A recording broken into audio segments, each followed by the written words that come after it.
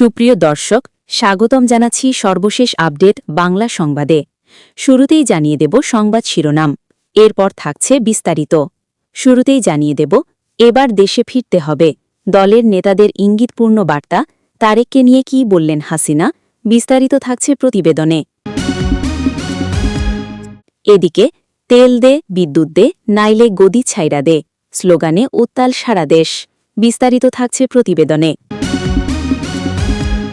আরও জানিয়ে দিব, আওয়ামী লীগেই প্রতিজ্ঞাবদ্ধ সাকিব, পোল্টি দেওয়ার অভ্যাস নেই বলে সাফ জানালেন বিশ্বসেরা অলরাউন্ডার, বিস্তারিত থাকছে প্রতিবেদনে। এদিকে শিশু হাসপাতাল যেন এক বিভীষিকা, যেখানে নিঃশ্বাসের চেয়েও দামি হয়ে উঠেছে টাকা, বিস্তারিত থাকছে প্রতিবেদনে। আরও জানিয়ে দিব, ভারতে অবস্থানরত শেখ হাসিনাকে লক্ষ্য করে কথিত বিদেশি গোয়েন্দা অভিযানের ইঙ্গিত, বিস্তারিত থাকছে প্রতিবেদনে। এদিকে সিরাজগঞ্জে চাঁদাবাজির মামলায় ছাত্রদল নেতা গ্রেফতার, যুবলীগ নেতাসহ ১১ জনের নাম উল্লেখ, বিস্তারিত থাকছে প্রতিবেদনে। আরও জানিয়ে দেব, সাংবাদিককে প্রাণনাশের হুমকি, যুবদল নেতার বিরুদ্ধে থানায় জিডি, বিস্তারিত থাকছে প্রতিবেদনে। আরও জানিয়ে দেব, রামপালে বিএনপির ২ গ্রুপের সংঘর্ষে আহত ১০, বিস্তারিত থাকছে প্রতিবেদনে।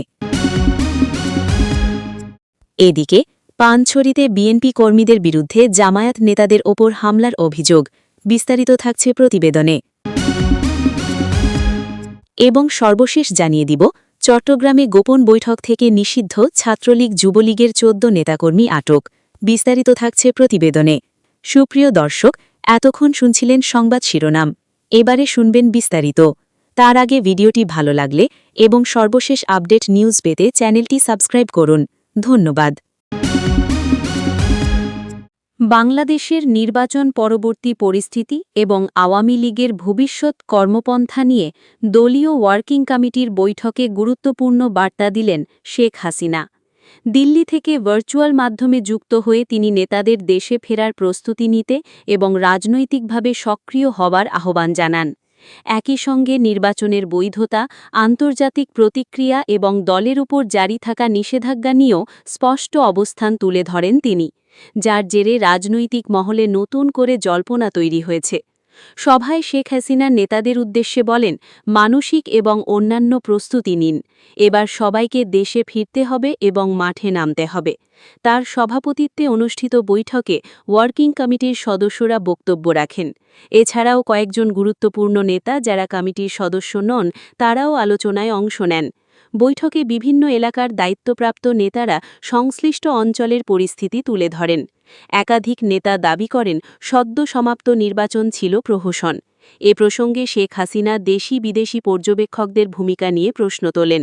তার অভিযোগ, কয়েকজন পর্যবেক্ষক বাংলাদেশে অবস্থানকালে নির্বাচনকে ভালো বলেছেন, অথচ নিজ দেশে ফিরে ভিন্ন রিপোর্ট দিয়েছেন। তার বক্তব্য, এ ধরনের দ্বিমুখী অবস্থানের ওপর নির্ভর না করে নির্বাচনকে কেন প্রহসন বলা হচ্ছে তার সুস্পষ্ট ব্যাখ্যা জনগণের সামনে তুলে ধরতে হবে। তিনি নির্বাচনী ফলাফলের বিশদ বিশ্লেষণের নির্দেশও দেন। হাসিনার দাবি, ভোট বয়কটের আহ্বানে দেশের মানুষ সাড়া দিয়েছে। এরপর শেখ হাসিনা বিএনপি সরকারের নাম না করে বলেন, বর্তমান সরকার যেন আওয়ামী লীগের ওপর জারি থাকা নিষেধাজ্ঞা প্রত্যাহার করে। তার দাবি, এই নিষেধাজ্ঞা অবৈধ এবং ভিত্তিহীন। তিনি স্পষ্ট করেন, যদি নিষেধাজ্ঞা প্রত্যাহার না করা হয় তবে আওয়ামী লীগ নিজেদের মতো সিদ্ধান্ত নেবে এবং কর্মসূচি ঘোষণা করবে। উল্লেখ্য, নির্বাচনের দিন থেকেই আওয়ামী লীগ ভোটদানের হার নিয়ে প্রশ্ন তুলে আসছে। দলের বক্তব্য, ৬০% ভোটদানের হিসাব বিশ্বাসযোগ্য নয়। অতীতে নির্বাচন প্রসঙ্গ টেনে হাসিনা বলেন, আগেও ভোট নিয়ে প্রশ্ন উঠেছিল। তার অভিযোগ, এবারও নির্ধারিত তারিখের আগেই ব্যালট বাক্স পূরণ করা হয়েছে। বৈঠকে আওয়ামী লীগের কার্যক্রমের ওপর জারি থাকা নিষেধাজ্ঞার বিষয়টিও উঠে আসে। শেখ হাসিনা জানান, এই নিষেধাজ্ঞা ২টি কারণে অবৈধ। তার বক্তব্য, সন্ত্রাস দমন আইনে নিষিদ্ধ করার মতো কোনো অপরাধ আওয়ামী লীগ করেনি। পাশাপাশি তিনি দাবি করেন, মোহাম্মদ ইউনূসের নেতৃত্বাধীন অন্তর্বর্তী সরকারই ছিল অবৈধ, ফলে তাদের নির্দেশও বৈধ হতে পারে না। বর্তমান সরকার এই নিষেধাজ্ঞা প্রত্যাহার করবে বলে তিনি আশা প্রকাশ করেন। তা না হলে দল নিজস্ব সিদ্ধান্ত নিয়ে কর্মসূচি ঘোষণা করবে বলেও ইঙ্গিত দেন। রাজনৈতিক মহলের একাংশের মতে নেতাদের দেশে ফেরার প্রস্তুতি নিতে বলায় নিষেধাজ্ঞা প্রত্যাহার নিয়ে ইতিবাচক বার্তার ইঙ্গিত থাকতে পারে। বৈঠকে উপস্থিত এক নেতা জানান, হাসিনার বক্তব্যে আত্মবিশ্বাস স্পষ্ট ছিল। তিনি দাবি করেছেন, আন্তর্জাতিক মহল বাংলাদেশের ত্রয়োদশ জাতীয় সংসদ নির্বাচনকে স্বীকৃতি দেবে না। এদিনের বৈঠকে আওয়ামী লীগের সাধারণ সম্পাদক ওবায়দুল কাদের উপস্থিত ছিলেন না। অসুস্থতার কারণে তিনি যোগ দিতে পারেননি বলে জানা গিয়েছে। উপস্থিত ছিলেন প্রেসিডিয়াম সদস্য জাহাঙ্গীর কবির নানক, মোফাজ্জল হোসেন চৌধুরী মায়া, যুগ্ম সাধারণ সম্পাদক বাহাউদ্দিন নাসিম, এস.এম. কামাল হোসেন, সুজিত রায় নন্দী, সাইফুল আলম নাদেল, মির্জা আজম এবং মইবুল হাসান চৌধুরী নফেল প্রমুখ। গত ২ মাস ধরে বাংলাদেশের মানুষ বিদ্যুৎ কি জিনিস সেটা প্রায় ভুলতে বসেছে। গ্রামেগঞ্জে ১২ থেকে ১৪ ঘণ্টা বিদ্যুৎ নেই। শহরেও অবস্থা খুব একটা ভালো না। আর এই অন্ধকারের মাঝে বসে যারা দেশ চালাচ্ছেন তারা বলছেন সব ঠিক আছে, লোডশেডিং আছে, তবে বেশি না। বেশি না মানে কতটুকু? পাওয়ার গ্রিড কোম্পানি বলছে ১৯০০ মেগাওয়াট ঘাটতি। পল্লী বিদ্যুতায়ন বোর্ড বলছে প্রায় ৩,০০০ মেগাওয়াট ঘাটতি। একই সময়ে দুটো সরকারি সংস্থার দুটো সম্পূর্ণ আলাদা হিসাব। এই হিসাবের ফারাকটা হঠাৎ ঘটে যাওয়া কোনো ভুল না, এটা পরিকল্পিত। যে সরকার ফেব্রুয়ারির ১২ তারিখে ক্ষমতায় এসেছে, তারা এসেছে এমন একটা নির্বাচনের মাধ্যমে যেখানে দেশের প্রধান প্রধান রাজনৈতিক দলগুলো অংশ নেয়নি, মানুষ ভোট দিতে যায়নি। যা হয়েছে সেটাকে নির্বাচন বলা মানে নির্বাচন শব্দটার অপমান করা। সেনানিবাসে জন্ম নেওয়া এই দলটি গণতন্ত্রের কথা বলে, কিন্তু গণতন্ত্রের সবচেয়ে মৌলিক শর্তটাই তারা পূরণ করেনি ক্ষমতায় আসতে গিয়ে। সেই অবৈধ পথে আসা সরকারের মন্ত্রীরা এখন দেশের বিদ্যুৎ পরিস্থিতি নিয়ে মিথ্যা বলছেন। পিডিবির কর্তারা লোডশেডিংয়ের প্রকৃত তথ্য গোপন করছেন। চাহিদা কমিয়ে দেখালে ঘাটতিও কম দেখানো যায়, এই সহজ হিসাবে তারা সংখ্যা নিয়ে খেলছেন। কিন্তু ভোগান্তি তো কাগজে থাকে না, মানুষের গায়ে থাকে। এসএসসি পরীক্ষার্থী মাহফুজুর রহমান মেহেরপুরে বসে ঘামতে ঘামতে পড়তে চাইছে, বিদ্যুৎ নেই। ব্রাহ্মণবাড়িয়ার কৃষক সেচ দিতে পারছেন না, ধান মরে যাচ্ছে। নারায়ণগঞ্জের পোশাক কারখানার মালিক সময়মতো অর্ডার ডেলিভারি দিতে পারছেন না। বিদেশি ক্রেতা অর্ডার বাতিল করতে পারেন, এই ভয়ে রাত কাটছে। এই মানুষগুলো কি পরিসংখ্যানের ভুল? না, এরা বাস্তবতা। দেশে ১৩৯টি বিদ্যুৎ কেন্দ্র আছে, মোট উৎপাদন ক্ষমতা ২৯,০০০ মেগাওয়াটের বেশি, অথচ সেই সক্ষমতার অর্ধেক সারা বছর বসে থাকে। এখন আবার জ্বালানি সংকটে ১৮টি কেন্দ্র পুরোপুরি বন্ধ, ৩৫টির উৎপাদন কমে গেছে। এই অবস্থায় গ্রীষ্মে চাহিদা ১৮,০০০ মেগাওয়াট ছাড়িয়ে যেতে পারে বলে নিজেদের পূর্বাভাসেই বলা আছে। সেই তুলনায় উৎপাদন হচ্ছে ১৪ থেকে ১৫,০০০ মেগাওয়াট। এই বিশাল ফাঁকটুকু মানুষ অন্ধকারে বসে পূরণ করছে। জ্বালানি বিশেষজ্ঞরা বলছেন পরিস্থিতি আরও খারাপ হবে। আবহাওয়াবিদরা বলছেন এপ্রিল থেকে জুনের মধ্যে ৬ থেকে ৮টি তাপপ্রবাহ আসতে পারে, তার মধ্যে ৩ থেকে ৪টে তীব্র হবে। গরম বাড়লে চাহিদা বাড়বে, কিন্তু সরবরাহ বাড়ানোর কোনো লক্ষণ নেই। এই সরকার শুধু বিদ্যুৎ দিতে পারছে না তা না, বিদ্যুৎ না দেওয়ার কথাটাও সত্যি করে বলতে পারছে না। সেটাই আসল সমস্যা। একটা সরকার যখন নিজের ব্যর্থতা স্বীকার করার সাহস হারিয়ে ফেলে, তখন বুঝতে হয় সে সরকার আর জনগণের জন্য কাজ করছে না, করছে নিজেদের গদি টিকিয়ে রাখার জন্য। ফার্মেস অয়েলের দাম বেড়ে গেছে, তাই তেল ভিত্তিক উৎপাদন কমানো হয়েছে, পিডিবির কর্তারা এটুকু বলেছেন। কিন্তু লোডশেডিংয়ের তথ্যে গরমিল কেন সেটা নিয়ে মন্তব্য করতে চাননি। কারণটা বোঝা। বাংলাদেশ জাতীয় ক্রিকেট দলের সাবেক অধিনায়ক ও সাবেক সংসদ সদস্য সাকিব আল হাসান রাজনীতিতে তার অবস্থান স্পষ্ট করেছেন। ভারতের মুম্বাইয়ে একটি ফ্র্যাঞ্চাইজি ক্রিকেট ইভেন্ট চলাকালে গণমাধ্যমে দেওয়া সাক্ষাৎকারে তিনি জানান, ভবিষ্যতে রাজনীতিতে সক্রিয় থাকলে তিনি একমাত্র বাংলাদেশ আওয়ামী লীগের সঙ্গেই যুক্ত থাকতে চান। দল পরিবর্তন বা রাজনৈতিক দিগবাজি দেওয়ার কোনো ইচ্ছা তার নেই বলে তিনি সরাসরি জানিয়ে দেন। সাকিব আল হাসান উল্লেখ করেন যে জীবনের প্রতিটি পর্যায়ে তিনি যেখানেই যুক্ত হয়েছেন সেখানেই অনুগত থাকার চেষ্টা করেছেন। আওয়ামী লীগের প্রতি তার আনুগত্যের বিষয়ে এক প্রশ্নের জবাবে ৩৯ বছর বয়সী এই ক্রিকেটার বলেন, আওয়ামী লীগে প্রতিজ্ঞাবদ্ধ, তাই না? আমার এত দল পরিবর্তন করার শখ নেই, ইচ্ছা নেই এবং কোনো কালেও ছিল না। তিনি আরও যোগ করেন যে কোনো ছোট দলে নাম লেখালেও তিনি সেটির প্রতি অনুগত থাকেন এবং তার পোল্টি দেওয়ার অভ্যাস নেই। বর্তমানে আওয়ামী লীগের রাজনীতি নিয়ে নানা আলোচনা থাকলেও সাকিব বিশ্বাস করেন যে কোনো দলকে জোর করে দমিয়ে রাখার চেষ্টা শুভ ফল আনে না। তিনি মনে করেন রাজনৈতিক এই প্রতিহিংসার চক্র থেকে বেরিয়ে আসতে হলে কোনো এক পক্ষকে গঠনমূলক উদ্যোগ নিতে হবে। একই ভুলের পুনরাবৃত্তি রাজনৈতিক সংস্কৃতিতে কোনো ইতিবাচক পরিবর্তন আনবে না বলে তিনি মন্তব্য করেন। ২০২৪ সালের জানুয়ারিতে অনুষ্ঠিত দ্বাদশ জাতীয় সংসদ নির্বাচনে মাগুরা ১ আসন থেকে আওয়ামী লীগের সংসদ সদস্য নির্বাচিত হয়েছিলেন সাকিব। তবে ৫ই আগস্ট সরকার পতনের সময় তিনি দেশের বাইরে অবস্থান করছিলেন এবং এরপর আর বাংলাদেশে ফেরেননি। সাকিব মনে করেন গণতান্ত্রিক প্রক্রিয়ায় সকল দলের অংশগ্রহণ নিশ্চিত হওয়া এবং একটি ন্যায্য প্রতিযোগিতার পরিবেশ তৈরি করাই দেশের রাজনীতির জন্য সবচেয়ে কল্যাণকর। গভীর রাতে গোপালগঞ্জ থেকে ছুটে আসা এক বাবা, কোলে শ্বাসকষ্টে কাতর শিশু। আগারগামীর শিশু হাসপাতালের জরুরি বিভাগের সামনে দাঁড়িয়ে সেই বাবার চোখে মুখে অসহায়ত্ব। টিকিট কাটতে ৩ ঘণ্টা, তারপর আবার লাইন। শিশুটি কাঁদছে, কষ্ট পাচ্ছে, কিন্তু চিকিৎসা শুরু হবার আগেই ফুরিয়ে যাচ্ছে রাত। এই দৃশ্য কোনো ব্যতিক্রম নয়, বরং ২০২৬ সালে বাংলাদেশ শিশু হাসপাতাল ও ইনস্টিটিউটের নিত্যদিনের বাস্তবতা হয়ে দাঁড়িয়েছে। জুবায়ের রহমান নামে ওই অভিভাবক জানালেন, জরুরি বিভাগের সামনে বিশাল লাইন দেখে তিনি হতবাক হয়েছিলেন। ৩ ঘণ্টা লাইনে দাঁড়িয়ে টিকিট কাটার পরও ভেতরে ঢুকতে পারেননি। শেষ পর্যন্ত দারোয়ানকে অতিরিক্ত টাকা দিয়ে তবে ঢোকা গেল। তার ভাষায়, দারোয়ান যাকে চেনে বা যিনি টাকা দিতে পারেন তাকেই আগে ঢুকতে দেয়। এ যেন হাসপাতাল নয়, নিলামের বাজার। মর্জিনা বেগম এসেছিলেন ঢাকার বাইরে থেকে। শ্বাসকষ্টে ভোগা নাতিকে নিয়ে সারা সকাল লাইনে দাঁড়িয়ে চিকিৎসকের পরামর্শ নিলেন বটে, কিন্তু শিশুটির কী হয়েছে সেটুকু জানার সৌভাগ্যও হয়নি তার। ভর্তির জন্য কাউন্টারে গিয়ে শুনলেন প্রায় ৪,০০০ টাকা লাগবে। বলা হলো ১:৩০টায় আসতে। ১:৩০টায় গেলে বলা হলো ২টায়। ২টায় গিয়ে শুনলেন ৩টের আগে নয়, সিট খালি নেই। সকাল থেকে কিছু খাননি মর্জিনা। নাতির অবস্থা খারাপ, অথচ ভর্তি হতে পারলে বাড়ি ফেরার পথটুকুও যে অনিশ্চিত, সেই দুশ্চিন্তায় পুড়ছিলেন তিনি। এই হাসপাতালে সিট পাওয়া মানেই এক যুদ্ধ। অন্তত নাসিরউদ্দিন আহমেদের ক্ষেত্রে সেটাই প্রমাণিত হল। মেয়ে সোফাইয়াকে নিয়ে ৯ নম্বর ওয়ার্ডে ভর্তি হয়েছিলেন তিনি, কিন্তু বুধবার সকাল থেকে শিশুটির অবস্থার অবনতি হতে থাকে। আইসিইউ প্রয়োজন। নাসিরউদ্দিনকে দেখা গেল কাউন্টারের সামনে উসখুস করছেন, আনসার সদস্যদের পা ধরে বলছেন সিট খুঁজি দিতে। তার আরতি, আইসিইউ লাগবে ভাই, আইসিইউ লাগবে। ভর্তি করতে এত কষ্ট করলাম, এখন আবার কষ্ট হচ্ছে আইসিইউ নিয়েও। হাসপাতালের চতুর্থ শ্রেণীর কর্মচারীদের ভূমিকা নিয়েও প্রশ্ন উঠেছে। টাকার বিনিময়ে সিট পাইয়ে দেওয়ার সংস্কৃতি যেন প্রকাশ্য রহস্য। টাঙ্গাইলের শিহাব মিয়া স্বীকার করলেন, পরিচিত লোক থাকায় তার মেয়ে সহজেই আইসিইউ পেয়েছে, কিন্তু যাদের কেউ নেই তাদের ভাগ্যে জোটে কেবল অনির্দিষ্টকালের অপেক্ষা। গোপালগঞ্জের রাশেদ খানের কথাই ধরা পড়ল পুরো চিত্রটা।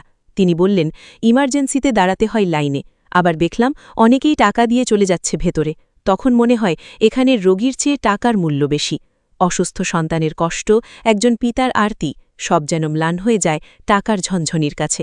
দেশে হামির প্রাদুর্ভাব শুরুর পর থেকে চাপ আরও বেড়েছে আকাশছোঁয়া। জনসংযোগ কর্মকর্তা বশিরউদ্দিনের কাছে জানতে চাওয়া হয়েছিল কেন এই অব্যবস্থাপনা। তিনি কোনো তথ্য দিতে অস্বীকৃতি জানান। চিকিৎসকরাও কথা বলতে রাজি হননি। ফলে অভিযোগের পাহাড় জমলেও কর্তৃপক্ষের কোনো ব্যাখ্যা পাওয়া গেল না। হাসপাতালের করিডোরে মেঝেতে শুয়েছিলেন জালাল উদ্দিন নামের এক মধ্যবয়সী ব্যক্তি। সাংবাদিক পরিচয় পেয়ে উঠে বসলেন। তার কণ্ঠে জমাট বাঁধা বেদনা। আমরা এমন অবস্থায় আছি যেখানে যত টাকা লাগে তাই দিচ্ছি, কারণ সন্তানকে তো বাঁচাতে হবে। সন্তান অসুস্থ, এই দুর্বলতারই সুযোগ নিচ্ছে সবাই। ঠিক এখানেই প্রশ্ন জাগে, ক্ষমতায় কারা? ২০০১ থেকে ২০০৬ সাল পর্যন্ত বিএনপি যখন ক্ষমতায় ছিল, তখন স্বাস্থ্য খাতের চেহারা ছিল ঠিক এমনই। রোগীর চেয়ে দালালের দাম বেশি ছিল। সিট পেতে লাগত ঘুষ। অসহায় মানুষের কষ্ট ছিল নিত্যদিনের খবর। ২০২৬ সালে সেই একই দলের নেতৃত্বাধীন সরকার সেই একই চিত্র ফিরিয়ে এনেছে, যেন পরিকল্পিতভাবেই। একটি রাজনৈতিক দল যার জন্মই হয়েছে সেনাবাহিনী, যার প্রতিষ্ঠাতা জিয়াউর রহমান স্বৈরশাসনের মাধ্যমে ক্ষমতা দখল করেছিলেন, সেই বিএনপি আজও জনগণের ভোটে নির্বাচিত হয়ে ক্ষমতায় আসেনি। ২০২৬ সালের ফেব্রুয়ারিতে একটি অংশগ্রহণহীন, জনগণের বয়কট করা মঞ্চস্থ ভোটের মাধ্যমে তারা আবারও রাষ্ট্র ক্ষমতায় বসেছে। ফলাফল চোখের সামনে।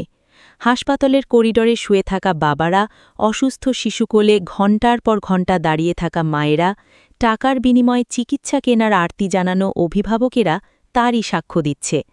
এখন ২০২৬ সালের এপ্রিল মাস। ফিরে এসেছে সেই ২০০১-৬ সালের বিভীষিকাময় দিনগুলো। তখন যেমন টাকা থাকলে চিকিৎসা, না থাকলে মৃত্যু ছিল নিয়তি, এখনও তেমনই। সেই দুঃসময় আবারও ফিরিয়ে এনেছে বিএনপির নেতৃত্বাধীন সরকার। নাম সর্বস্ব মন্ত্রিসভা নিশ্চুপ, দায়িত্বশীল কেউ মুখ খুলতে রাজি নন। অথচ এই মন্ত্রীরাই তো দেশ চালাচ্ছেন, জনগণের করের টাকায় বেতন নিচ্ছেন, বিদেশ ভ্রমণ করছেন, কিন্তু সাধারণ মানুষের সন্তান হাসপাতালের মেঝেতে কাতরাচ্ছে, তার কোনো জবাবদিহি নেই। গণতন্ত্রের নামে ভোটারবিহীন ভোট, সংসদীয় ব্যবস্থার নামে দলীয় একনায়কত্ব আর স্বাস্থ্যসেবার নামে মানবেতর বাণিজ্য। এই ত্রিমুখী বিপর্যয়ের মাঝে দাঁড়িয়ে আছে এদেশের সাধারণ মানুষ, যাদের কাছে সন্তানের নিঃশ্বাসই সবচেয়ে বড় সম্পদ, কিন্তু সে নিঃশ্বাসের দামও ঠিক করে দিচ্ছে দালাল, দারোয়ান আর চতুর্থ শ্রেণীর কর্মচারীরা। আর এসবের পেছনে যে সরকারের অনুমোদন, যে প্রশাসনিক ব্যর্থতা, তা যেন ছেয়ে আছে সারা দেশময়। ভারতে অবস্থানরত বাংলাদেশের সাবেক প্রধানমন্ত্রী শেখ হাসিনাকে লক্ষ্য করে একটি গোপন বিদেশি অভিযানের ইঙ্গিত দিয়ে গুরুতর গোয়েন্দা তথ্য সামনে এসেছে। একাধিক সূত্র থেকে প্রাপ্ত তথ্য অনুযায়ী তুরস্কের গোয়েন্দা সংস্থা ন্যাশনাল ইন্টেলিজেন্স অর্গানাইজেশন এমআইটি ভারতে সক্রিয় রয়েছে এবং এই কথিত অভিযানটি পরিচালনা করছে। সূত্রমতে এই কার্যক্রম বাস্তবায়নের জন্য তুর্কি সংস্থার নির্দেশনায় ভারতে অবস্থানরত এক বাংলাদেশি নাগরিক কাজ করছেন বলে সন্দেহ করা হচ্ছে। উক্ত ব্যক্তি নিজেকে বাংলাদেশ সেনাবাহিনীর একজন মেজর এবং জাতীয় নিরাপত্তা গোয়েন্দা সংস্থার কর্মকর্তা হিসেবে পরিচয় দেন। তবে প্রাপ্ত তথ্য অনুযায়ী তিনি তার কর্মজীবনের শুরুতে বাংলাদেশ নৌবাহিনী থেকে অব্যাহতি পেয়েছিলেন এবং তার কোনো বৈধ দাপ্তরিক পরিচয়পত্র নেই। তদন্তকারী সূত্রগুলো দাবি করে তার স্ত্রীর মাধ্যমে তুরস্কের গোয়েন্দা সংস্থার সাথে যোগাযোগ স্থাপিত হয়, যিনি গত বছর একাধিকবার তুরস্ক সফর করেছেন। অভিযোগ রয়েছে যে এসব সফরের সময় এমআইটি সংশ্লিষ্ট ব্যক্তিরা তার সঙ্গে যোগাযোগ করে এবং সংবেদনশীল তথ্য আদান-প্রদানের দায়িত্ব প্রদান করে। পরবর্তীতে তিনি শেখ হাসিনাকে কেন্দ্র করে ব্যক্তিগত যোগাযোগ, পরিচিতি এবং ভারতে অবস্থান সংক্রান্ত তথ্য সংগ্রহ ও প্রেরণে যুক্ত হন বলে জানা গেছে। এই অভিযোগগুলো একটি বৃহত্তর এবং সাধারণ নজরদারির বাইরে পরিচালিত গোয়েন্দা কার্যক্রমের ইঙ্গিত দেয়। সূত্রমতে তার মিশনের একটি উদ্দেশ্য ছিল এমন পরিস্থিতি তৈরি করা যা শেখ হাসিনার নিরাপত্তাকে ঝুঁকির মধ্যে ফেলতে পারে। একই সঙ্গে সম্ভাব্য কোনো ব্যর্থতার জন্য ভারতের উপর দোষ চাপানোর কৌশলও এতে অন্তর্ভুক্ত থাকতে পারে বলে ধারণা করা হচ্ছে। যদি এই তথ্য সত্য হয়, তবে এটি আঞ্চলিক রাজনৈতিক সম্পর্ককে প্রভাবিত করা এবং প্রতিবেশী দেশগুলোর মধ্যে অবিশ্বাস সৃষ্টি করার একটি উস্কানিমূলক প্রচেষ্টা হিসেবেই বিবেচিত হবে। অতিরিক্তভাবে কিছু সূত্রে ড. মোহাম্মদ ইউনূসের সম্ভাব্য সম্পৃক্ততার দাবি করা হয়েছে, যদিও এর পক্ষে কোনো একই সঙ্গে একটি চীনা প্রযুক্তি প্রতিষ্ঠানের সাথে যোগাযোগ সংক্রান্ত আলোচনায় তাকে মধ্যস্থতাকারী হিসেবে ব্যবহারের অভিযোগও উঠেছে। তথ্য অনুযায়ী সংশ্লিষ্ট ব্যক্তিরা শেখ হাসিনার জনসমর্থন ক্ষুণ্ণ করা এবং দেশের রাজনৈতিক অঙ্গনে বিভাজন সৃষ্টির লক্ষ্যে সমন্বিত প্রচারণায় যুক্ত ছিলেন। এছাড়া জিমের বিরুদ্ধে ভীতি প্রদর্শন ও হয়রানির অভিযোগ রয়েছে। অভিযোগ করা হয়েছে তিনি এক মহিলাকে মিথ্যাভাবে সাইমা ওয়াজেদ হিসেবে পরিচয় দিয়েছিলেন, যা শেখ হাসিনার পরিবারের সুনাম ক্ষুণ্ণ করার উদ্দেশ্যে করা হয়েছে বলে মনে করা হয়। প্রবাসী বাংলাদেশি সম্প্রদায়ের সদস্য এবং বাংলাদেশ আওয়ামী লীগ সংশ্লিষ্ট কর্মীরাও এই প্রচারণার লক্ষ্যবস্তু হয়েছেন বলে অভিযোগ রয়েছে। নরওয়ে, দক্ষিণ কোরিয়া এবং ইউরোপের বিভিন্ন দেশে অবস্থানরত ব্যক্তিরাও এ ধরনের কার্যক্রমের শিকার হয়েছেন বলে জানা গেছে। এছাড়া ভারতে অবস্থানরত কিছু নেতাকর্মী তার কাছ থেকে চাপ, হুমকি এবং ব্ল্যাকমেলের সম্মুখীন হয়েছেন বলে অভিযোগ রয়েছে। কিছু ক্ষেত্রে পাসপোর্ট সহ ব্যক্তিগত নথি জব্দ করার ঘটনাও উল্লেখ করা হয়েছে। সাইবার নিরাপত্তা নিয়ে উদ্বেগের অংশ হিসেবে জানা গেছে তিনি উবিসগভ নামে একটি অনলাইন প্ল্যাটফর্ম চালু করার চেষ্টা করেন। সাইবার বিশেষজ্ঞদের মতে এটি একটি সম্ভাব্য ফিশিং ওয়েবসাইট হতে পারে, যার মাধ্যমে ব্যবহারকারীদের সংবেদনশীল তথ্য সংগ্রহের চেষ্টা করা হচ্ছিল। এই কথিত কার্যক্রমের অংশ হিসেবে বিভ্রান্তিমূলক তথ্য ছড়ানোর অভিযোগও রয়েছে। কয়েক মাস আগে একটি ছবি প্রচার করে বিভ্রান্তি তৈরির ঘটনাও উল্লেখ করা হয়েছে। সিরাজগঞ্জে চাঁদাবাজির অভিযোগে করা মামলায় মোহাম্মদ সোহেল নামের এক ছাত্রদল নেতাকে গ্রেপ্তার করেছে পুলিশ। মামলায় যুবলীগের এক নেতাসহ ১১ জনের নাম উল্লেখ ও অজ্ঞাতনামা আরও ১০-১২ জনকে আসামি করা হয়েছে। সদর থানার ভারপ্রাপ্ত কর্মকর্তা ওসি মোহাম্মদ রাকিবুল হাসান গ্রেপ্তারের বিষয়টি নিশ্চিত করেছেন। তিনি বলেন, গ্রেপ্তার ব্যক্তিকে আজ রোববার আদালতে পাঠানো হয়েছে। এর আগে গতকাল শনিবার রাতে এক গৃহবধূ বাদী হয়ে সদর থানায় মামলাটি করেন। পরে পুলিশ মোহাম্মদ সোহেলকে গ্রেপ্তার করে। গ্রেপ্তার সোহেল সিরাজগঞ্জ পৌর ছাত্রদলের যুগ্ম আয়োজক। তিনি পৌরসভার দত্তবাড়ি মহল্লার বাসিন্দা। মামলার প্রধান আসামি করা হয়েছে জেলা যুবলীগের নেতা ও সাবেক পৌর কাউন্সিলর মোহাম্মদ হোসেনকে। মামলার এজাহারে উল্লেখ করা হয়, বাদীর স্বামী শাহজাহান আলী সদরের কোবদাসপাড়া আক্কার মোড় এলাকায় মনোহারি ব্যবসা করেন। গত ২৭ এপ্রিল সন্ধ্যায় তার ব্যবসায়িক অংশীদার নাজমুল ইসলাম আলোচনার জন্য তাদের বাড়িতে যান। সে সময় শাহজাহান আলী বাড়িতে না থাকায় তিনি পরিবারের সদস্যদের সঙ্গে কথা বলছিলেন। এ সময় আসামিরা বাড়িতে প্রবেশ করে নাজমুল ও বাদীকে নিয়ে আপত্তিকর মন্তব্য করেন। পরিবারের সদস্যরা এতে আপত্তি জানালে আসামিরা হুমকি দিয়ে নাজমুল ইসলামকে জোরপূর্বক তুলে নিয়ে যান। পরে আক্কার মোড় এলাকার একটি বাড়িতে নিয়ে গিয়ে তাকে মারধর করা হয় এবং ৭০,০০০ টাকা চাঁদা দাবি করা হয় বলে এজাহারে উল্লেখ করা হয়েছে।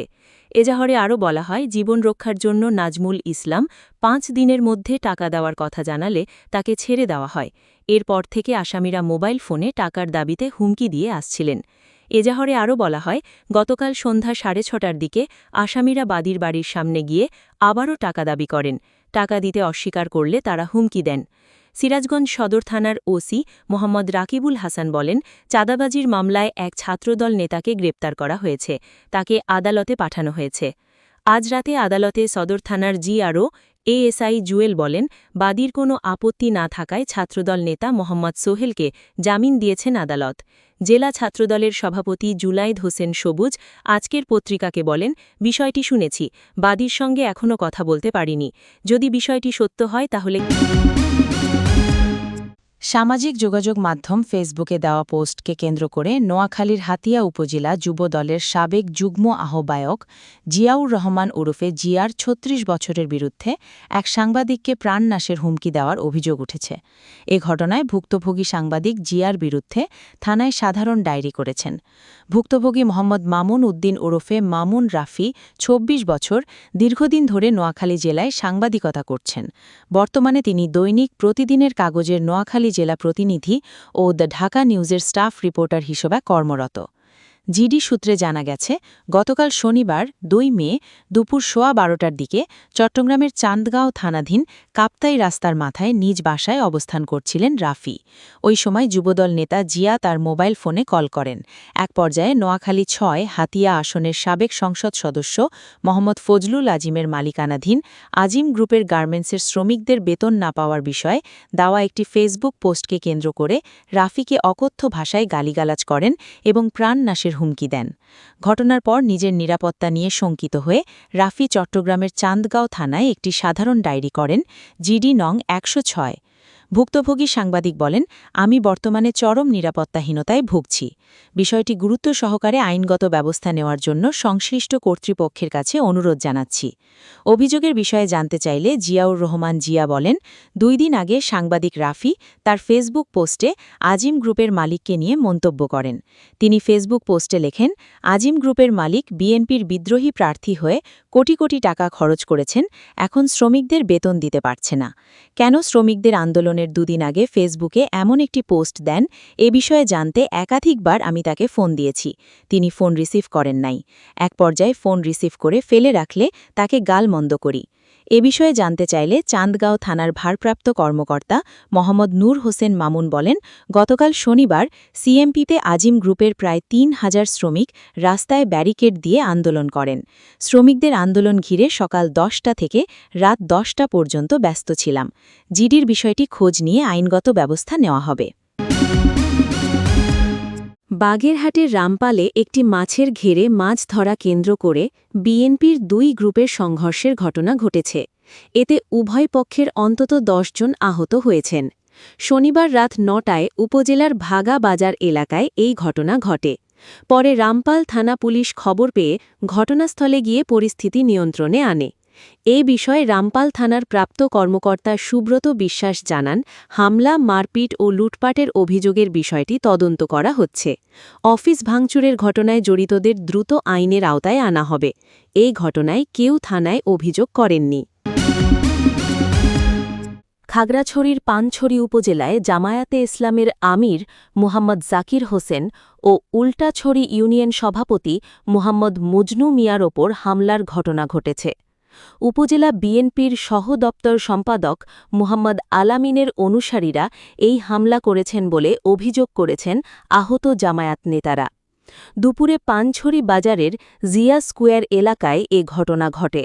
ঘটনার পর স্থানীয়রা আহতদের উদ্ধার করে পানছড়ি উপজেলা স্বাস্থ্য কমপ্লেক্সে ভর্তি করেন। প্রত্যক্ষদর্শীরা জানান, হামলার আগে কয়েকজন ব্যক্তি লোহার পাইপ ও লাঠিসোঁটা নিয়ে ওই এলাকায় অবস্থান করছিল। উপজেলা জামায়াতের আমির ঘটনাস্থলে পৌঁছালে তারা আকস্মিক হামলা চালিয়ে দ্রুত সরে পড়েন। আহত জাকির হোসেন অভিযোগ করেন, রোববার সকালে গাড়ি পার্কিংকে কেন্দ্র করে উপজেলা বিএনপির সহ-দপ্তর সম্পাদক মুহাম্মদ আলামিনের সঙ্গে তার বাগবিতণ্ডা হয়। এ সময় তাকে হুমকি দেওয়া হয়। পরে দুপুরে বাড়ি ফেরার পথে আলামিনের অনুসারী উজ্জ্বল ও আশরাফুল সহ ১০-১২ জন তার ওপর হামলা চালায় বলে তিনি দাবি করেন।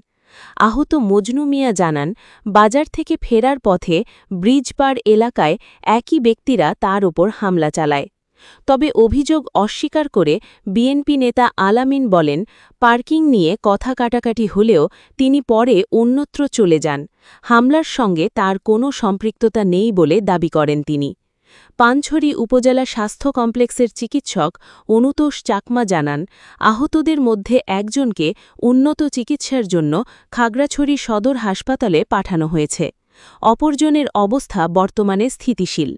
পানছড়ি থানার ওসি ফেরদৌস ওয়াহিদ বলেন, এ ঘটনায় এখনও কোনো লিখিত অভিযোগ পাওয়া যায়নি। অভিযোগ পেলে আইনগত ব্যবস্থা নেওয়া হবে। চট্টগ্রাম নগরীর হালিশহর এলাকায় একটি রেস্টুরেন্টে গোপন বৈঠকের সময় নিষিদ্ধ ঘোষিত ছাত্রলীগ ও যুবলীগের ১৪ জন নেতাকর্মীকে আটক করেছে নগর গোয়েন্দা পুলিশ ডিবি। রোববার রাত ৯টার দিকে নগরীর নয়াবাজার বিশ্বরোড এলাকার তায়েফ নামের একটি রেস্টুরেন্টে অভিযান চালিয়ে তাদের আটক করা হয়। পুলিশ জানায়, আটককৃতরা রেস্টুরেন্টটিতে গোপনে বৈঠক করছিলেন। আগে থেকে নজরদারিতে থাকায় অভিযান চালিয়ে তাদের আটক করা সম্ভব হয়েছে। বিষয়টি নিশ্চিত করে নগর গোয়েন্দা পুলিশের উপকমিশনার উত্তর হাবিবুর রহমান প্রামাণিক বলেন, গত ২৫ এপ্রিল নগরীর বিভিন্ন এলাকায় ছাত্রলীগের ব্যানারে একাধিক মিছিল অনুষ্ঠিত হয়।